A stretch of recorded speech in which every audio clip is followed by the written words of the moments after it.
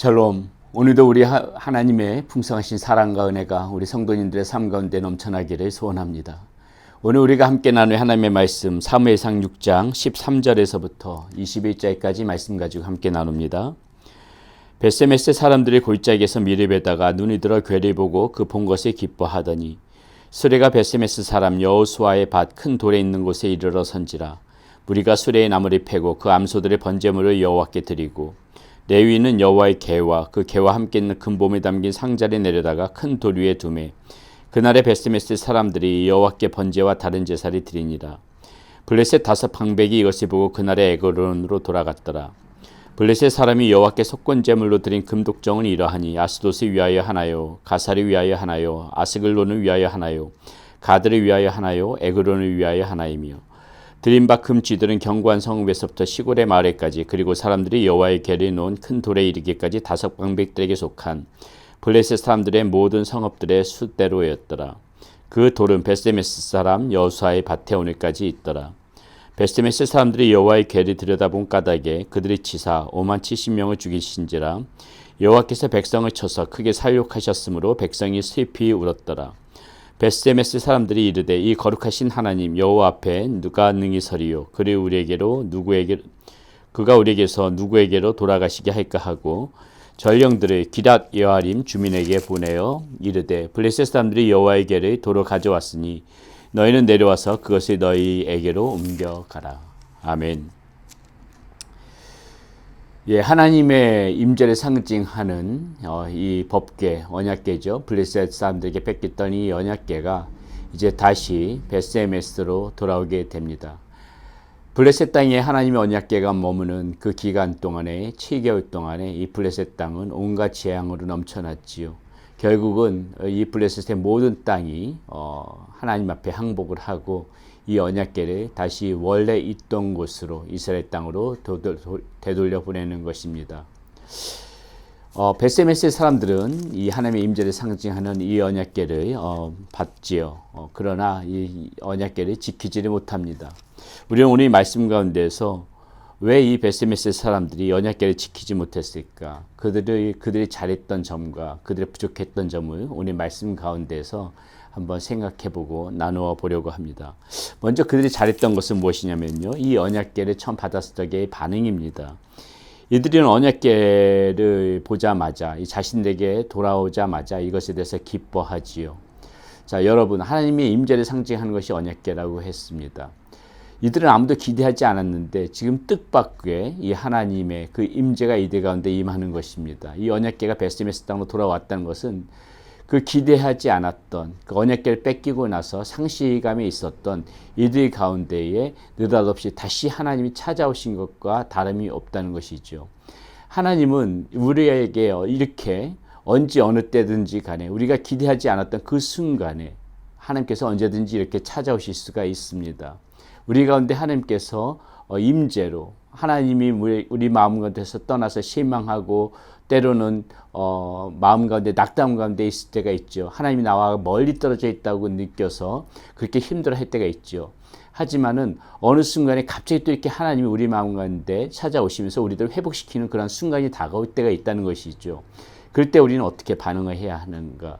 우리는 당연히 기뻐해야죠. 그 하나님을 다시 한번 우리 마음의 문을 활짝 열고 주님 어서 오시옵소서, 마라나타 주여 어서 오시옵소서, 이러한 마음으로 기쁜 마음으로 하나님께서 다시 우리 마음 가운데 찾아오실 때 우리는 기쁨으로 그렇게 반응해야 되는 것은 너무나도 당연합니다. 지금 벳세메스 사람들도 이 언약궤가 왔을 적에 기뻐했죠. 그리고 이들이 취한 태도를 보니까는요, 그 다음에 했던 것이 무엇입니까? 바로 예배죠. 예배.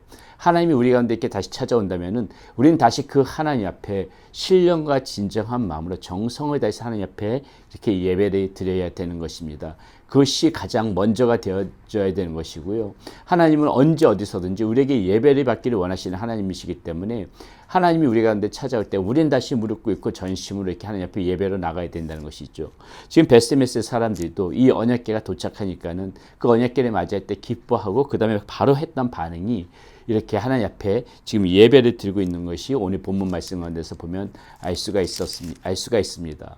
자, 이렇게 벳세메스 사람들이 잘한 점이 있는 반면에 큰 잘못을 저지르는 부분이 나오지요. 그것이 무엇입니까? 19절부터 나오게 되는데 이렇게 나옵니다. 벳세메스의 사람들이 여호와의 궤를 들여다본 까닭에 그들을 치사 가로 열고 오만 가로 닫고 70명을 죽이신지라. 여호와께서 백성을 쳐서 크게 살육하셨으므로 백성이 슬피 울었더라. 자, 하나님 앞에 이렇게 예배를 잘 드렸는데 이들이 하지 말아야 될 행동을 했습니다. 그것이 무엇이냐면은 언약궤 안을 들여다봤다는 것이죠. 민수기의 4장에 보게 되면은 하나님의 성소를 들여다보는 자, 그 언약궤가 안치되는 성소를 들여다보는 것만으로도 하나님께서 죽이셨다고 했습니다. 왜냐하면은요, 우리는 하나님은 우리가 마음대로 이렇게 생각할 만한 분이 아닙니다. 지금 우리가 예수 그리스도의 보혈 피로 이렇게 하나님의 보좌 앞에 담대히 나갈 수 있는 그러한 우리의 자격을 얻었지만은 그럼에도 불구하고 하나님은 언제나 위대하신 분이시고요. 감히 우리가 그렇게 하나님을 마음대로 생각하고 마음대로 주무를 정도로 그러신 분이 아니라는 것이죠. 하나님이 영화로우신 분입니다. 하나님의 임재는 대단하신 분이에요. 그렇기 때문에 구약시대에는 하나님의 성소 근처에도 가지 못했던 것입니다. 대제사장 이외에는 아무도 들어가지 못하고 그 성소를 쳐다만 봐도 죽을 수밖에 없었던 것이 민수기에서 가르쳐주고 있는 부분이었거든요. 근데 지금 이 사람들은 어떻게 하고 있습니까? 그것을 넘어서서 그 언약궤를 들여다봤어요. 이 언약궤에 대해서 왜 궁금증이 없었겠습니까? 그동안 이 언약궤가 이 이스라엘 땅 가운데 있었을 적에 얼마나 큰 역사들이 일어났어요.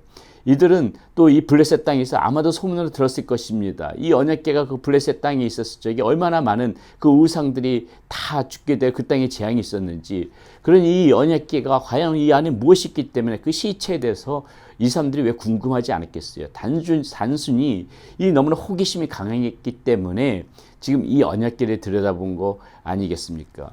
그렇기 때문에 지금 죽을 수밖에 없었던 것이고요. 그래서 참고로 보게 되면 지금 가로 열고 5만 가로 닫고 70명이 죽었다 하게 돼 있는데, 이렇게 표기된 것은 이 성경에 나타난 4번 중에서 이렇게 5만 명이 죽었다는 표현도 있고 70명이 죽었다는 표현이 같이 병기되어 있는 부분들이 있기 때문에 그런데, 전통적인 해석은 70명이 죽었다고 보는 것이 전통적인 해석입니다.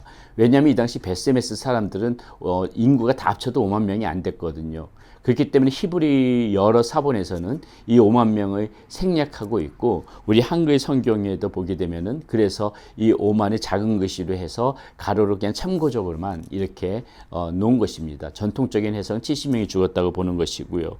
자, 하여튼 이렇게 이 사람들이 이렇게 언약궤를 봤던 그 이유가 무엇일까요? 왜 이것이 잘못되어진 것일까요? 이 사람들은 이 하나님의 어떤 그 존재보다는 그 시체에 대해서 더 궁금증을 가졌다는 것입니다. 그것이 잘못되어졌다는 것이죠. 이 하나님의 능력보다는 그 시체에 지적 호기심을 가지고 접근을 했다는 것이에요. 여러분, 우리는 이 언약궤의 뚜껑을 열어보고 하나님을 믿는 것이 아니라, 우리가 정말 취해야 될 것은 무엇입니까? 그 무한하신 하나님 앞에, 무한한 그 하나님 앞에 그 존재만으로도 우리는 경배를 드려야 되는 것입니다. 자꾸 가시적인 그 하나님을 찾아서는 우리가 그것에 대해서 좋은 믿음이라고 할 수가 없는 것이에요. 이 사람들은 보고 그 하나님의 능력이 어디서 나타나는지 보고 싶다는 것이죠. 자꾸 그 하나님의 그 능력 자체, 존재 그 자체만으로도 경외하고 하나님 앞에 무한한 그러한 영원하신 하나님, 모든 것들 심판하신 하나님, 모든 것 가운데 존재하신 하나님, 그분만을 바라보면서 이렇게 하나님 앞에 고개를 숙이고 경배하고 나가야 마땅하는 것인데, 자꾸 가시적인 것만을 찾으려고 한다는 것입니다. 요즘 오늘날 이 세상에서도 뭐가 문제예요? 자꾸 가시적인 것을 보아야만 믿겠다, 경험해봐야만 믿겠다, 이러니까 자꾸 문제가 되어지는 거 아니겠습니까? 지금 이 블레셋 사람들이 취한 행동도 똑같다는 것이에요. 언약궤를 들여다봤던 것은 내가 이 하나님 시체가 어떤지 봐야 되겠다, 이러한 마음으로 그 언약궤를 들여다봤기 때문에 하나님께서 치신 거라는 것이죠. 하나님께서 기뻐하시지 않는 믿음이라는 것입니다. 우리는 무슨 가시적인 것을 찾는 것이 아니라, 무슨 시체를 봐야만 믿겠다는 것이 아니라, 그 존재만으로도, 하나님만으로도, 그 이름만으로도 우리는 하나님을 경외하고 하나님 앞에 바짝 엎드려서 그 무한하신 하나님 앞에 경배를 드리는 그런 자세로 나갈 때 하나님께서 우리들을 축복해 주시고 우리와 함께 하신다는 이 사실을 우리는 한시도 잊어서는 안 되겠습니다. 오늘 우리가 말씀 가운데서 이 벳세메스의 사람들이 결국 이 언약궤를 지키지 못하고 기대한 여림으로 보내려고 하는데요.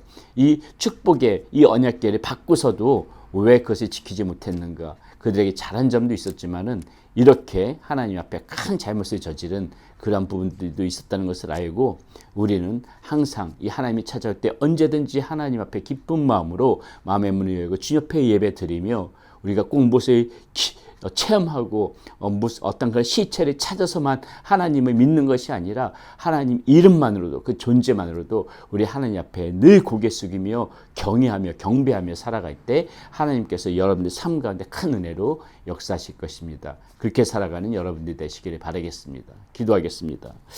하나님, 오늘 하나님의 임재의 상징인 언약궤가 이 벳세메스 땅으로 왔을 적에 하나님, 이들은 결국 이 언약궤를 지켜내지 못했습니다. 물론 이들은 이 언약궤를 보고 기뻐하고 하나님 앞에 예배다 드렸지만은 그 하나님의 존재만으로도 하나님 그 이름만으로도 경배하지 못하고 하나님의 시체를 확인하고자 하는 그런 잘못을 크게 저질렀음을 오늘 보게 됩니다. 오늘날도 많은 사람들이 하나님의 시체를 체험해야만 가시적으로 눈으로 보아야만 믿겠다고 하는 그런 세상이 판치는 세상 속에서 하나님, 우리는 여호와 하나님 이름만으로도 존재만으로도 그 하나님 앞에 경배드리며 예배드리며 살아가는 우리 사랑하는 성도님들이 되시게 하여 주시옵소서. 우리 주 예수 그리스도의 이름으로 감사하며 기도드렸습니다. 아멘.